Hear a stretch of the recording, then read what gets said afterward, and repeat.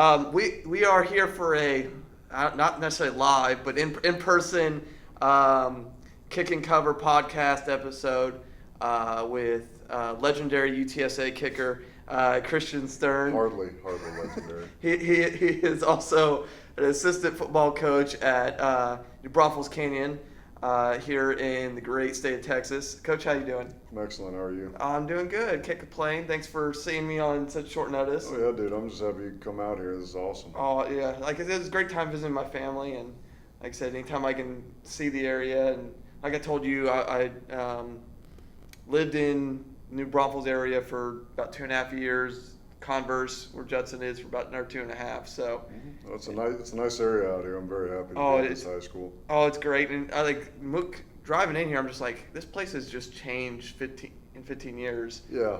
No, it definitely has. Even my buddies who went to school here, they're saying the same thing. They're like, it is blowing up out here big time. Oh, it's not even the same. Like, I don't recognize half of it. It's Cool. it's very different. Like, there's parts you're like, oh, I remember that, or I remember that, and then half of it, like, it's gone. But yeah, like I said, I moved out here 15 years ago, so Yeah. it's a completely different just area. So I mean, first, how's y'all's season going? It's good. We're 9-1. The big deal is it's a turnaround from last year. We were 0-10. Okay. So the joke is that I showed up. That's definitely got nothing to do with it. We're in the third round of the playoffs right now. We beat Pflugerville in the first, won by a field goal. We stopped them, waning seconds. I think there was like 17 to go, and we stopped them.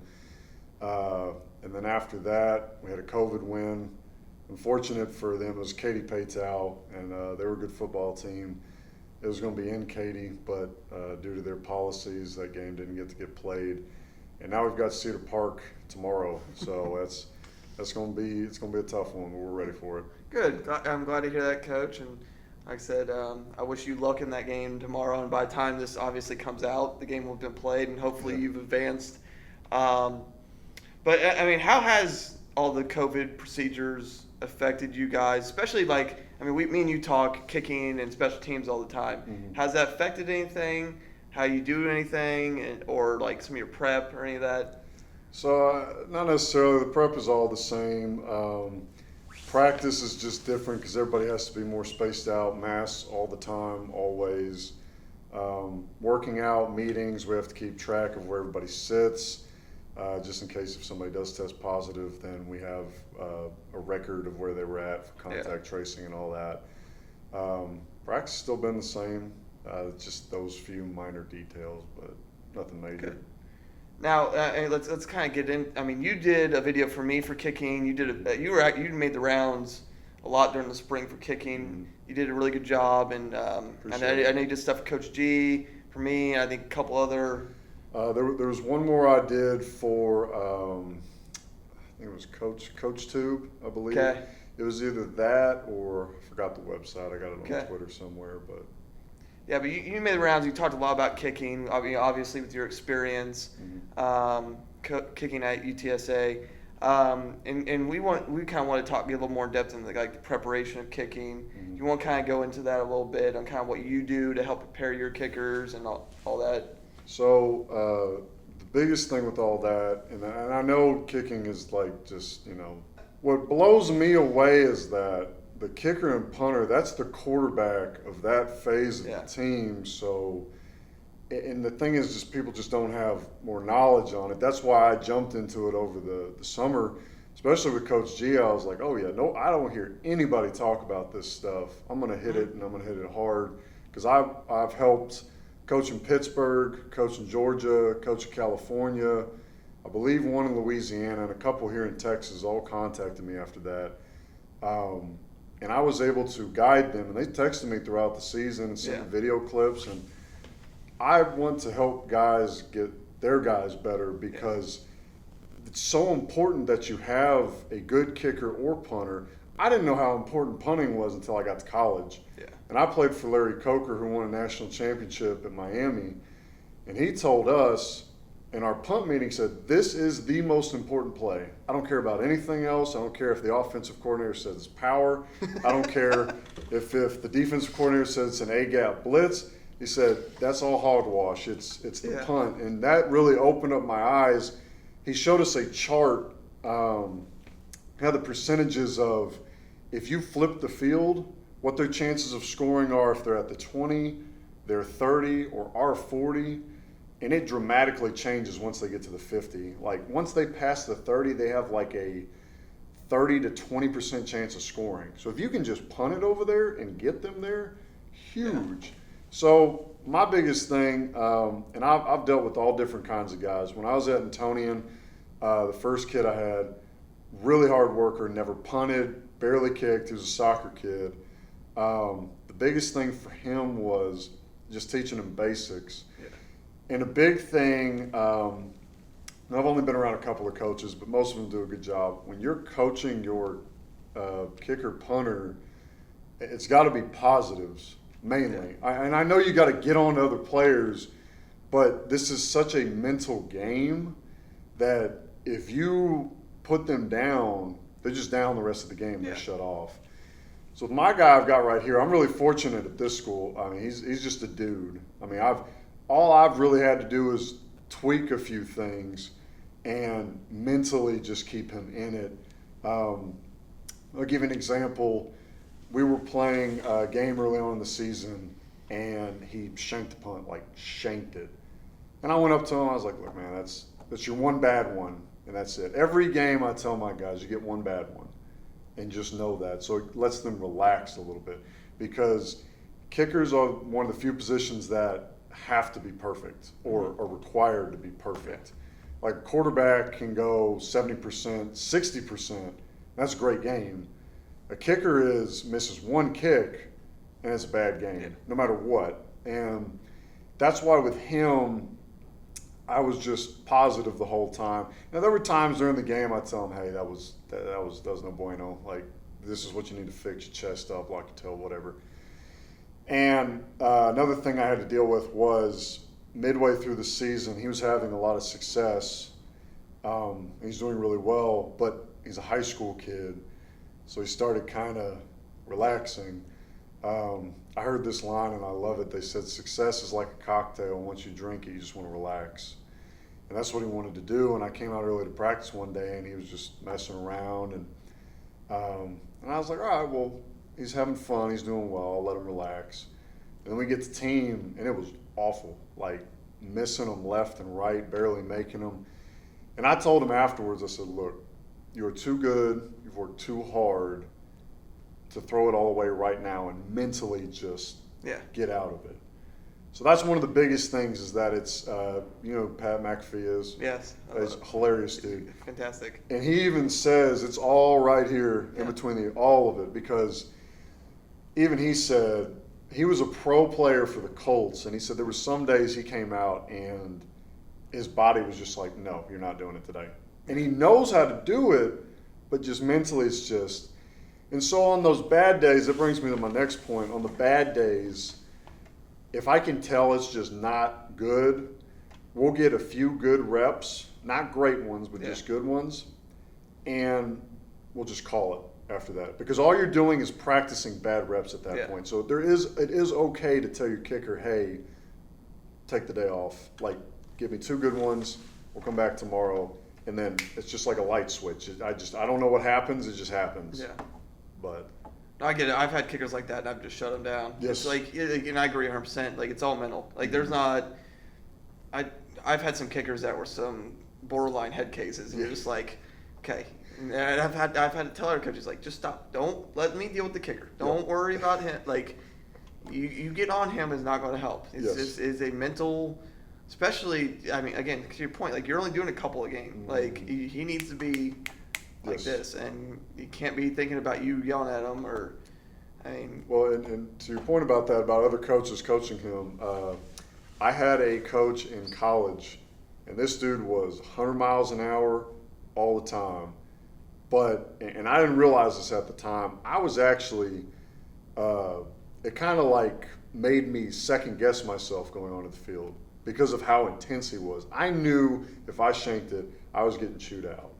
And that can't happen. He has to go out there knowing, even if I don't do well, they still have my back because it's a snowball. Once one bad one happens, you just get on him. But it depends on the kid, because some kids you get on them and that it just clicks for them. But others, most kickers, you get on them. No. Oh yeah, just shut down a heartbeat. But this coach, what did really well is that he put so much pressure on me early on that eventually when I got to be a senior, he flipped a switch and he was like, you're going to be great. You're going to do well. I believe in you. Best season. Like, that was the best I've ever done in my entire life because I knew he had my back. But that's just the funny thing is he's just a hardcore, hard-nosed defensive coach. But if he wouldn't have coached me like that, I would have been better. Now, his coaching style, I wouldn't use that for everybody. Just because, like I said, and like you know, there are those kickers that you get that just you yell at them one time, they're just they're done. Now, like, and for kickers and punters, what is the biggest? Not the biggest. What's the most common thing you have to tweak? Because you've worked at a couple places now. You kicked in college. What is the most common thing that kind of gets overlooked or is like, oh yeah, that needs tweaked. They're doing that wrong, or like what's kind of your body posture? Okay. 100%. So punters, kickers, doesn't matter either or, even on kickoffs. What they do is that they practice so much, and rest is such a big thing. People underestimate that. I told the guy behind me in college, he went to be a Ray Guy finalist at UTSA, or semifinalist, excuse me. I told him, I said, rest is more important than those 30 reps you're about to get. Because once you get to a season, you are what you are. Yeah. It's like on offense or defense later on in the season, you are what you are at that point. And so it's the body posture because they get in their stance and they start leaning forward because that gets them momentum and they don't have to use as much of their legs. Yeah. Because that's just physics. You start leaning forward, you get more momentum, and you go into it. But that kills your leg swing. I had to fix my kicker on it this morning. It kicked the field. He was doing kickoffs. I was like, dude, and I just do this. I'm all about quick cues, no matter what I'm coaching. This just means keep your chest up. Okay. Literally just tap, and he goes, okay, and then he does it, and he fixes it the next one. High school kids are lazy. I mean, we all know that. It's just a given. Yeah. And I don't harp on them. I don't chew them out or anything. I just like them. Come on now. Let's just pick it up. And I give a set number of reps. I don't just say, all right, we're going to kick till I feel good. We're going to get a couple good ones and we're going to call it. But it's absolutely posture, 100%. Okay. Now you mentioned reps there. How many do you try to get punting and kickoffs and kicking in pregame? Like everybody's a little different. I'm always wondering. I know I've asked you probably that before as well, but just for this purpose, what do you kind of look at there pregame? So pregame for me doesn't mean anything. Absolutely nothing. I had games where I couldn't make a field goal pregame, and I went 3 for 3 in the actual game itself. I go until I see them kick 2 or 3 quality ones. You want to stop them when they're at the apex of their kick. So once you see them get like a couple good ones, you're like, all right, got to call it. Field goals, that's different. I would say about 6. If he's feeling good, get more. If he's just shanking them all over the place, you just cut it off. Because again, I'm not about practicing bad reps, and pregame to me doesn't mean anything as far as kickers go. It's just warming up anyways, because I know for me and the guys I've coached, when we get to a game, it's like a switch gets flipped because now you have that adrenaline factor. And when I got in there, and the better they get, the more veteran they get, like the guy I got right now, I asked him, what do you think when you're out there? He's like, nothing. we catch it, we black out, and then we kick it, and then we watch the ball fly. That's all I remember. Every great kick I've ever had, I don't remember kicking it. I remember the before and the after part. All right. So the more you can get them in that just in the zone, right? Yeah. You cut it off because they're in it, and you just need to get them staying with it. Because then if they start shanking it, then their confidence goes down. And warming up too much is absolute. Yeah. Now, if I had to give a hard count, punt wise, 7 or 8. Okay. But again, it depends on the day. Field goals, 8 to 10, and kickoffs, 6 to 8. Okay. I mean, rest is huge. Absolutely. Now you huge. mentioned rest and keeping warm there. What about on the sideline? Because I've had kickers who just want to kick nonstop, and you have to tell them to stop. Yeah. You know, just wear yourself out. Now there are kickers that won't stay warm and just not. I mean, we got kicking down the sideline for a reason. So I've also had kickers who just stand by themselves in the corner, and I'm just like, and instead of forcing that one to come down there, I sent like 3 or 4 of my JV kids, go stand there and talk to him. Just to, I'm not saying annoy him to death, but at least just check in on him. Like, what does that sideline portion of the game look like for you, or do you recommend? So that's actually, I'm glad you brought that up. In high school, I was the kid who kicked 1,000 footballs on the sideline until my special teams coach, he also kicked in high school. He's like, you know, you suck because you're kicking 1,000 footballs before you even get in, right? I was like, well, because the thing is, it's like you want to just go, okay, that was a good one. Okay, that was a good drop. That was a good drop. Okay, now I'm ready. But like you get 2 good drops and then you have a bad drop. You're like, oh, what if I get in a game and that happens? But it literally has to just be. It doesn't matter. Once you get in a game, it's going to be different. You just need to get the drops in and the dry swing. So field goals. Again, it depends on the game, and you got to tell them that. If they're feeling great, you can get a little more than usual. I typically, when the ball crosses the fit, once we know we're in field goal range, the moment that happens, if it's a big play or basically a big play, once you get into his range, if that's a 47, so once they get onto the 30-yard line or closer, he needs to start like kicking a few more. If you can tell that the ball's moving and they're going to get going, I'd kick one just every 2-3 plays. Okay. The more veteran they get, they're going to understand, all right, I'm cold, I need to get a rep, because it's like golf. Part of it's just a muscle memory thing. Yeah. So once you get a kick in, you're like, all right, your mind clicks in and you go, okay, I know what that felt like. Now I'm going to go duplicate it out on the field. So once you get the ball back, let's say they just punted it to you, go kick a couple. As the drive keeps going, kick one every 2 or 3, just one, no more than that. And then once they get into the field goal range, then you can maybe start kicking a little more, but really just keep that rhythm of one every couple plays. As far as punts go, drops and drops and drops and drops. You don't have to do a boatload of them. I would have somebody just toss you the ball, catch, set, and drop it, because that's the other thing.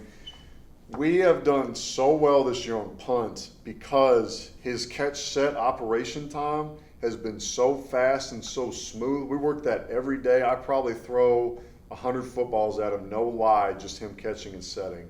Okay. And that helps punting 1,000,000 times. I didn't realize that till the end of my college career. I wish somebody would have emphasized that more. But the reason why guys are so slow is because they're doing this trying to get there, but if you rep it enough, it's just boom, boom, and then they're into it. And they look slow, but you put it on a stopwatch, and it's 2-second operation time, which is what you want. Yeah. Now that's crazy fast, but like 2-1, that's still fast. So for punting, it would definitely be the drops. You can get a dry swing. I would not have them drop next to their leg and kick, because that's bad muscle memory. Good bad habits, Yeah, so if you want to do a dry kick, do it without a ball. Yeah. And then the punter, when he gets out to the field, he'll do a dry kick without a football. That also helped me big time. Again, the muscle memory kicked in at that point. Now, for your drops, which hand technique do you teach? Because I've heard like 4 of them. So Yeah. which one? What is your preference? I know we all kind of edit a little bit for a kicker. Yes. So I used to be straight underhand, but this is not natural. Like, I'm forcing this right now. Now, if you stick your hand out to shake somebody's hand, this is how I teach it. Okay. And this has been super consistent. I got great at this like really quickly, and it's working for my guys right now. Now, the tricky thing is that depending on their flexibility, that changes the drop and angle of the football. I mean, it's all about timing and all that. But definitely, like you're shaking somebody's hand. I've found that to be the best. Okay. And then kind of the last section I want to get into before we wrap this up is we've talked on the way up here about special teams prep and you expanding what you've been able to do, like your level of scouting and all that. How's that been, and kind of what have you kind of learned as you've expanded your role and scouting special teams and helping this program out? It's just been relating it to the kids 100%. I teach math, and thank God I do, honestly, because it has helped me teach kids who don't want to learn it. Yeah. And they don't want to get it, and I help simplify it so easy that they just clicks. And it's the same thing with special teams. They don't want to be out there. So I have to break it down and make it simple and be like, guys, this is your only job. This is it, this one thing right here. Yeah. As far as the scouting goes, I'll give you an example. Cedar Park tomorrow. They get in pods, or little pods of 4 on each side. Yeah. 2 guys in the middle next to the kicker. Yeah. And when they run, it's like these 2 guys will go first and then they'll come down. Yeah. Or this guy will go first and these guys will come Okay. in. And I was sitting there, I was like, well, that's really interesting. But it's not complicated. Because if you're a good special teams coach, which the guy at Cedar Park is, the same guy goes in the same lane every time. So it's nothing different to him. Because if you put a kid in a different spot, he has to start thinking. Yeah. And that's when bad things happen. So what I found is that number 21 is the L4, so the 4th guy from the left sideline. Yeah. Always 100% of the time, no matter what. It doesn't matter if he's over here, up here, right here. He is always L4. Wherever 32 is, he is always L3, always. Okay. So it's one of those things that, like, you can break it down to them and show them, like, this ain't rocket science. The other thing, and I'm going to do a better job of this next year, is I'm going to have a meeting with all special teams guys, and I'm going to show them anomalies or out there situations. Like, we had one happen to us, and this was a great play on their part. Buda Johnson High School ran a fake punt against us. They shifted the right side of their line over to the left. This receiver backed up, and it was just the deep snapper. Okay.